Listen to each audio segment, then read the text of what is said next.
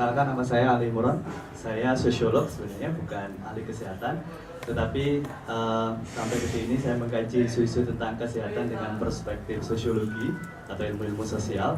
Dan riset saya kali ini sebenarnya adalah follow up dari pelatihan jarak jauh metode penelitian kebijakan kesehatan yang diselenggarakan oleh BKMK UGM.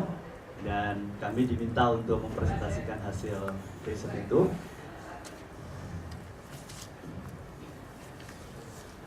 Saya ingin mencoba untuk menggali bagaimana implementasi kebijakan kesehatan sebagai upaya menurunkan AKI dan AKB di Kabupaten Sampang, Kepulauan Madura. Jadi penelitian ini memang penelitian dengan perspektif sosiologi. Jadi nanti temuan-temuannya akan lebih banyak saya analisis dengan perspektif ilmu-ilmu sosial. Yang melatar belakangi saya untuk melakukan riset ini adalah kita tahu bahwa 2015 target Millennium Development Goals harus dicapai, dan salah satu isu yang menarik yang kemudian kita bahas dalam forum tahun ini adalah stagnasi dari MDGs 4 dan 5, dan itu bisa dibuktikan bagaimana kemudian target untuk menurunkan AKI dan AKB di dalam MDGs itu yang berbunyi sampai dengan 3/4-nya pada tahun 2015 mendatang ternyata akan sulit dicapai jika masalah-masalah itu masih ada.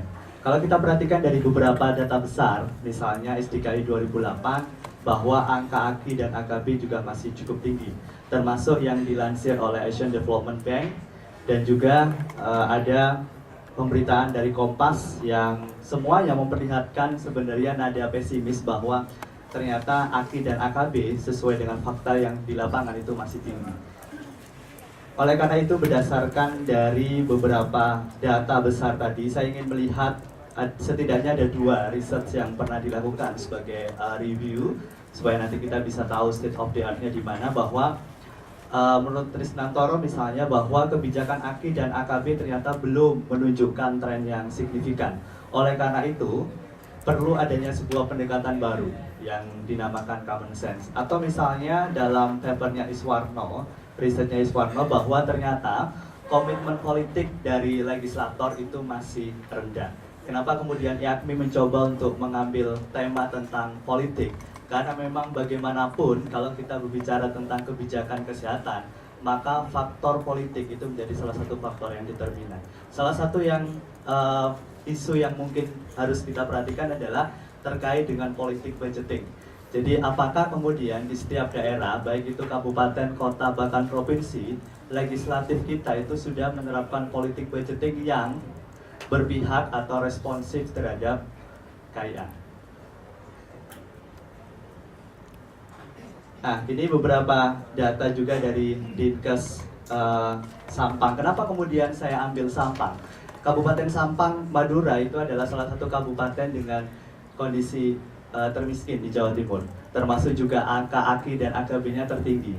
Itu berdasarkan data dari Riset Kesehatan Dasar tahun 2007. Kemudian sebenarnya untuk merespon ini dari pemerintah Kabupaten Sampang itu sudah ada program, walaupun sebenarnya belum ada regulasi yang menggambarkan bagaimana komitmen daripada Bupati. Setidaknya ada program yang dinamakan Libas 2+, ya. 5 bebas dan 2+. Ini memang kaitannya dengan pemberantasan penyakit menular dan peningkatan kesehatan ibu dan bayi.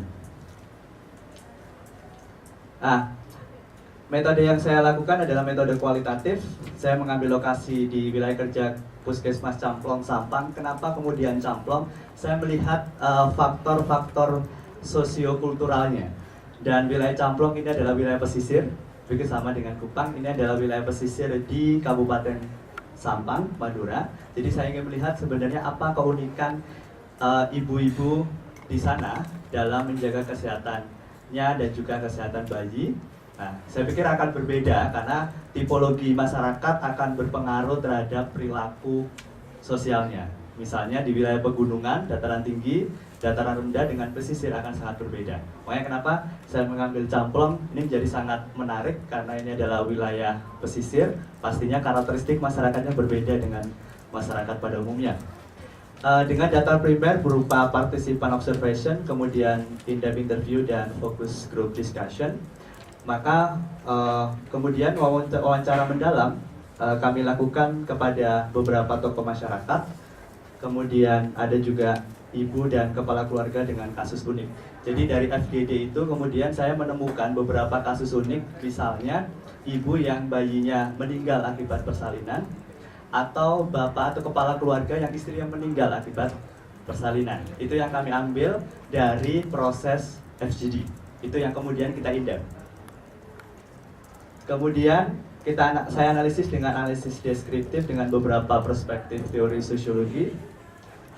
Nah ini 5 bebas ini, bebas kematian ibu melahirkan, kematian bayi, gizi buruk, TBC, dan juga tidak terimunisasi. Dan juga ada 2+, pelayanan gratis bagi masyarakat miskin dan tuntas penanganan kusta. Secara program sangat ideal, tetapi ketika saya mencoba untuk melakukan riset di sana, bagaimana dengan implementasinya? Ya ini dibiayai juga dari bagi hasil cukai tembakau di sana. Dan perlu diingat, Madura, terutama Sampang, itu adalah daerah penghasil tembakau terbesar di Jawa Timur, selain daerah Tapal Kuda. Yang Tapal Kuda sebenarnya juga didominasi oleh etnis Madura. Bagaimana dengan implementasinya? Secara sosiologis di sana, kemitraan antara bidan dan dukun sudah berjalan bagus. Sederhana saja misalnya, ketika ada proses persalinan itu dukun, karena dekat dengan secara geografis dengan rumah tangga, dia yang melakukan pertolongan pertama. Sambil kemudian memberikan informasi kepada bidan bahwa di sini ada ibu mau melahirkan. Nah, ketika bidan datang di sana, bidan melakukan tugasnya sesuai melakukan tugas dan fungsinya, sedangkan dukun membantu kerja dari bidan, gitu ya.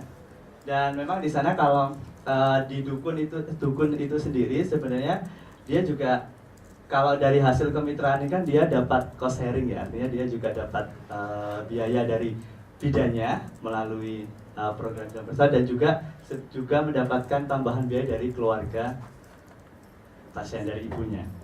Nah, terus kemudian ada juga program 5T, timbang, tensi, tablet FE, ukuran perut dan tinggi badan, ini juga sudah berjalan. Termasuk yang juga komunikasi yang berjalan bagus antara struktur dengan substruktur. Kalau di sosiologi itu ada, kalau kita berbicara sistem sosial itu ada struktur, ada substruktur. Kalau struktur itu berada pada domain atas, domain besar yang dia mempengaruhi sebuah sistem, penentu kebijakan dan seterusnya. Dalam hal ini adalah dinas kesehatan ya, pemerintah, government. Nah, dia punya program yang namanya Bayi Sehat 24 jam. Nah, setiap bidan yang menangani proses persalinan harus melaporkan kepada call center yang ada di dinas kesehatan untuk melaporkan proses persalinan, apapun itu kondisinya. Misalnya, ada ibu melahirkan jam sekian, anak sekian, berat badannya sekian, kemudian panjangnya sekian, lahir dengan selamat, dikirimkan ke nomor call center, kemudian ada balasan. Nah, balasan itu selain ucapan terima kasih juga ada petunjuk selanjutnya apa yang perlu dilakukan. Dan itu berlangsung terus. Cuman yang menjadi permasalahan adalah secara kultural, konstruksi budaya tradisional Madura itu, terutama masyarakat Madura pesisir, yang masih mengakar kuat. Sehingga konstruksi pengetahuan tentang apa itu kesehatan ibu, bagaimana bayi harus dirawat, itu masih rendah. Jadi mereka itu lebih baik mengurus ekonominya dibandingkan harus mengurus kesehatan bayi. Sudahlah bayi, pokoknya yang penting lahir selamat, sudah nggak usah diapa-apain, yang penting lahir gitu aja itu udah cukup, gitu ya. Terus ini yang kemudian membuat pengetahuan ibu dan keluarga. Kenapa saya bilang keluarga? Sebenarnya ini tidak hanya tanggung jawab ibu ya, tapi juga tanggung jawab bapak. Maka pengetahuan reproduksinya memang sangat lemah, masih lemah. Nah, ada lagi fenomenanya yaitu pijat dukun. Jadi di sana itu kalau sebelum melahirkan, dukun itu salah satunya berfungsi untuk melakukan pijat.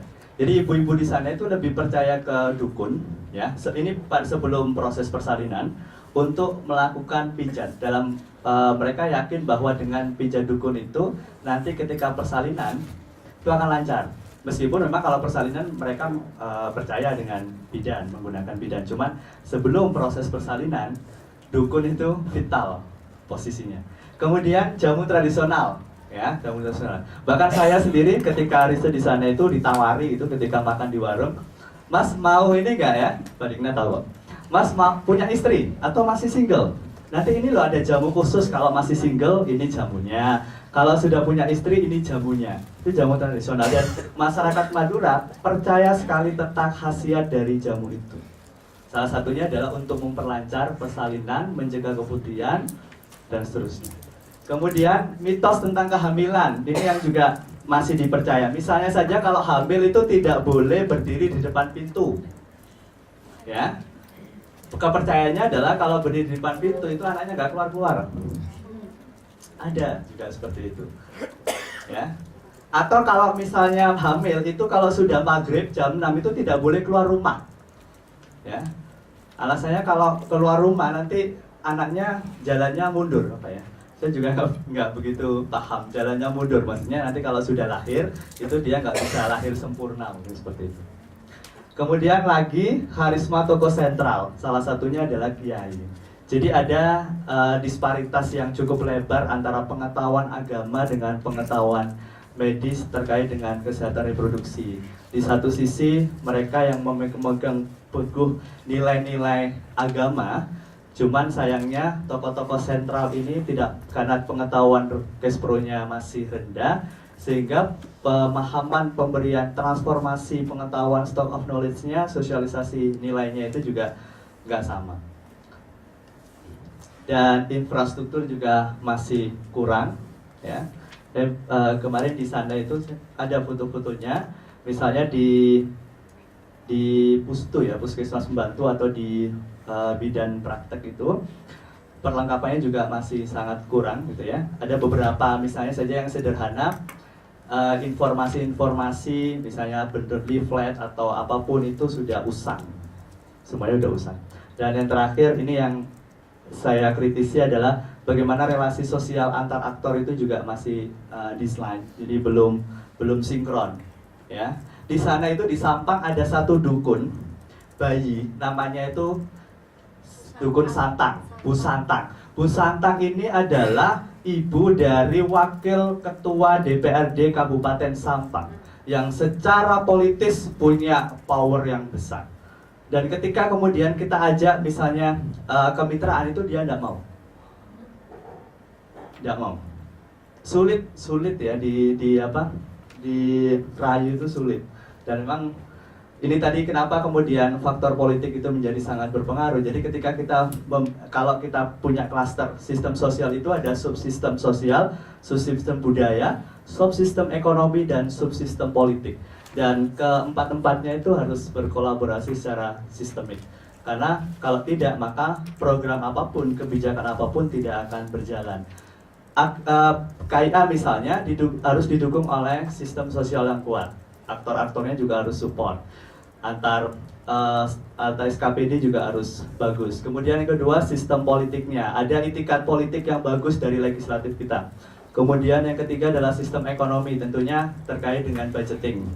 Yang keempat adalah sistem budaya, itu juga harus diperhatikan. Oke, ini yang bisa kami sampaikan.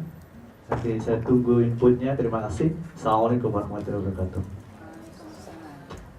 Sangat menarik presentasinya, tapi akan kita bahas lebih jauh